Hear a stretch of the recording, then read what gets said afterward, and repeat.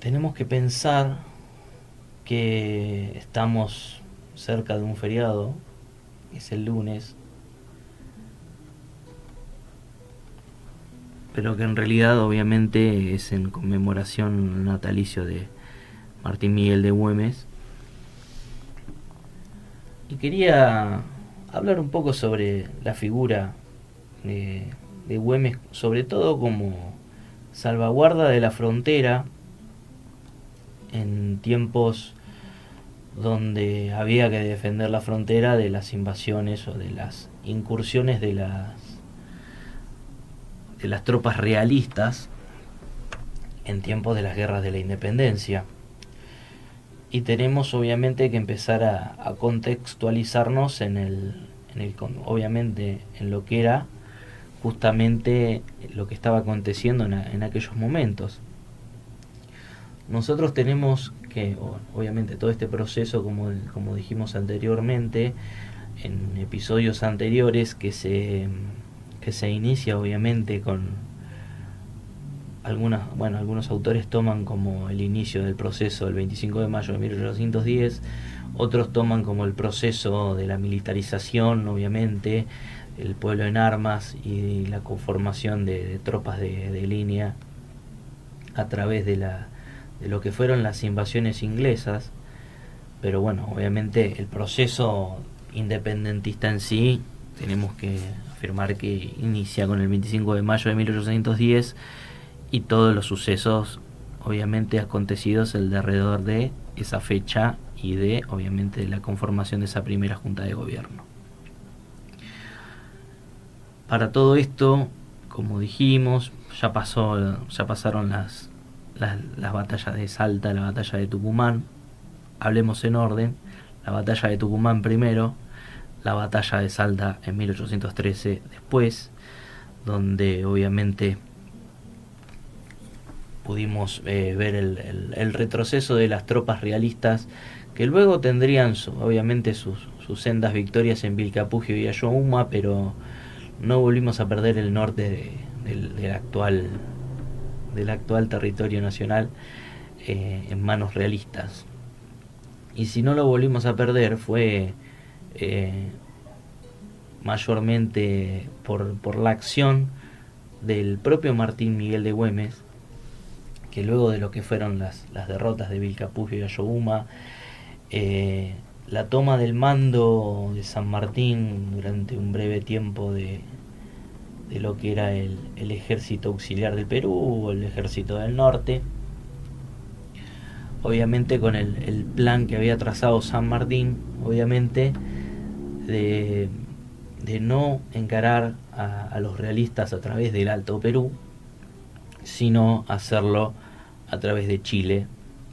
como es lo que empezó a preparar obviamente con la conformación de lo que fue el ejército de los Andes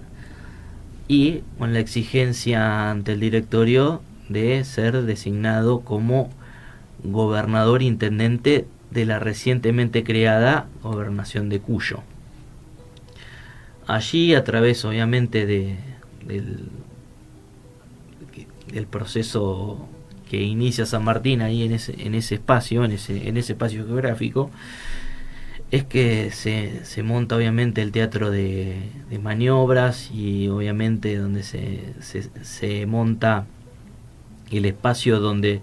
San Martín instala el campo digamos de entrenamiento donde estaban las tropas ahí en el Plumerillo, que a día de hoy si quieren pueden ir a visitarlo. Hay una reconstrucción hecha de ranchos de paja y demás, y obviamente donde tiene una centralidad también el Fray Ventos, que era el armero del ejército de los Andes, un hombre profundamente formado en multiplicidad de ciencias de la época, en física, química, bueno, también se lo podría llamar como una suerte de alquimista de la época, pero era un hombre que conocía mucho de química, de química y física de los materiales, que le permitía obviamente crear las armas que se forjaron para el cruce de los Andes. Pero para que ese cruce de los Andes se haga efectivo, se tuvo que tomar una decisión, y la decisión fue que retorne a Salta Martín Miguel de Güemes,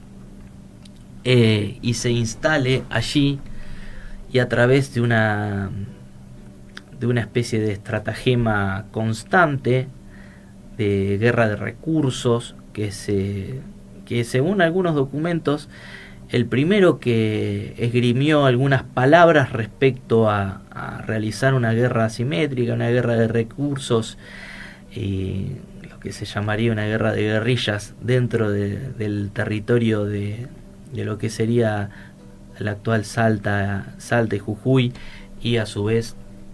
obviamente los territorios linderos que eran pertenecientes al Alto Perú, fue el coronel Manuel Dorrego, que bueno, para aquel entonces ya había sido desertado del ejército del norte por Belgrano, y empezó a grandes periplos de donde fue apresado, donde fue exiliado, donde en alguna oportunidad también terminó incluso hasta metido en un episodio donde lo termina agarrando un barco pirata y casi lo terminan fusilando por el simplemente hecho de estar yendo en un barco que no debía. Pero volviendo al tema de la guerra asimétrica y la guerra de recursos, tenemos que tener en cuenta de que ahí lo que hace justamente Güemes es formar un ejército de línea. El ejército de línea se llamaba Los Infernales, pero tenía un nombre específico, que era una especie de cuerpo de élite integrado por gauchos. Ahí está, la definición formal era conocido como la División Infernal de Gauchos de Línea. Obviamente eran básicamente una división de caballería ligera que actuaban, como yo por lo que puedo comparar o imaginarme por el modo que actuaban de manera casi fantasmal, y lo asocio un poco a lo que podría ser la guerra relámpago que habría hecho luego Alemania muchos años después, pero bueno, obviamente un contexto totalmente distinto. Acá lo único que tenía de similar el cuerpo de los infernales era justamente que atacaban y desaparecían en el momento, obviamente apelando a la velocidad de sus caballos. Otro de los detalles curiosos que es lo que lleva a cabo Güemes, es que es elegido por el Cabildo de Salta como teniente gobernador, lo que era algo un poco inédito para la época, porque generalmente los gobernadores eran, como pasó el caso de San Martín, eran elegidos a dedo a través del gobierno central de Buenos Aires. Bueno, este fue el gobierno elegido por la élite local. ¿Y por qué le debemos tanto a los infernales, a la legión de los infernales y a Martín Miguel de Güemes? Es porque entre el proceso que acaece entre 1814 y 1821, que es el proceso en el cual él retorna a Salta, y en 1821 es donde le meten ese tiro artero que termina con su vida, se sucedieron una suerte de 7 expediciones o 7 intentos de invasión por parte de los españoles, y las 7 fueron repelidas, obviamente. Por eso es que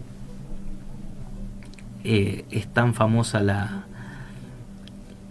esta legión de los infernales, y es por eso también porque yo recuerdo mucho, vivía en Bahía Blanca, vivía al lado del Parque de Mayo, y cada vez que iba o a la universidad o al Club Liniers o a algún lado, cuando cruzaba por el Parque de Mayo en bicicleta,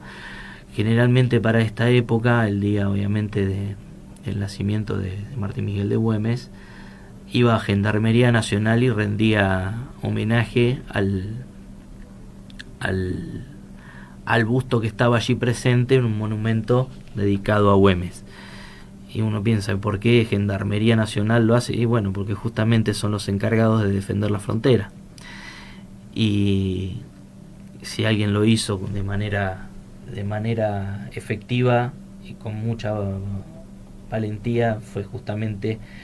Martín Miguel de Güemes, a través de lo que fue la Guerra Gaucha,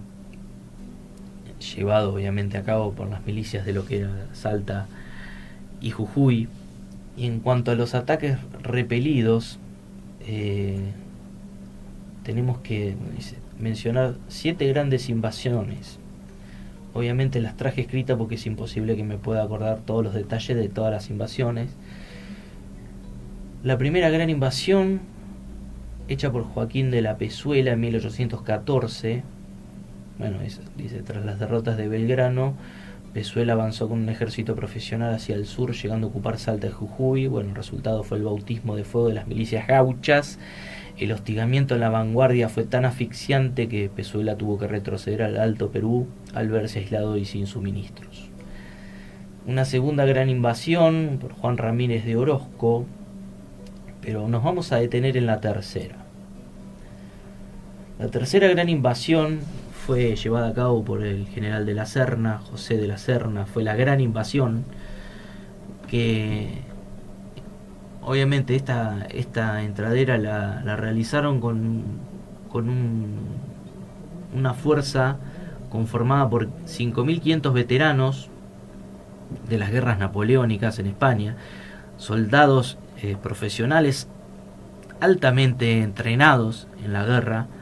pero ellos estaban acostumbrados a otro tipo de guerra, incluso estaban acostumbrados a otro tipo de guerrilla, en la cual Güemes contaba con la ventaja del dominio del terreno, un terreno, obviamente, pensemos en Salta y Jujuy, los cerros, terreno escarpado, donde obviamente siempre el conocimiento del terreno juega totalmente a favor. Y después la utilización de la estrategia de la guerra de recursos, que nos puede retrotraer un poco también a lo que fue lo que hizo el propio general Belgrano con el éxodo jujeño. O sea, es una estrategia en la cual podríamos decir que los españoles tropezaron varias veces con la misma piedra en esta región. Y como les digo, una fuerza constituida por 5.500 veteranos, que su objetivo era llegar a Buenos Aires en realidad. Y como dice acá el autor, dice que fue el mayor triunfo táctico de Güemes. ¿Qué es lo que termina sucediendo? Terminan ocupando Salta y Jujuy el ejército español, pero recibió una suerte de...